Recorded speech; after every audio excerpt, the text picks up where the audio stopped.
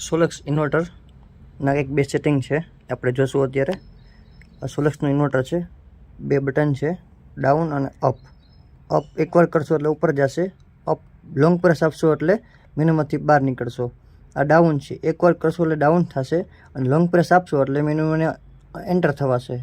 આપણે હવે જોશું ઇન્વર્ટરના બે સેટિંગ. આનું ડિસ્પ્લે આવી આવશે, પછી ડાઉનનું બટન લોંગ પ્રેસ આપશો એટલે સ્ટેટસ આવશે. સ્ટેટસની જગ્યાએ આપણે સેટિંગ લેવાનું છે. સેટિંગમાં લોંગ પ્રેસ આપો એટલે એન્ટર થશે. પછી પાસવર્ડ આવશે, 2014 પાસવર્ડ છે, પાસવર્ડ ઓપ્શન નાખશી.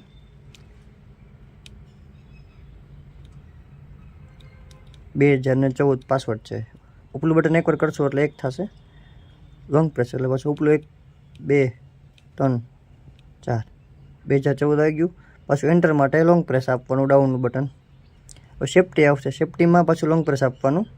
એમાં આ કન્ટ્રી સિલેક્ટ કરેલી હશે એની જગ્યાએ આપણે યુઝર ડિફોલ્ટ કરવાનું છે, એની માટે પાછું લોંગ પ્રેસ આપવું પડશે. એટલે અહીંયા એર આવી જશે બે એર આવશે. પછી ડાઉનનું બટન એક વારાફરતી દબાવશો ને એટલે યુઝર ડિફોલ્ટ લખેલું આવશે.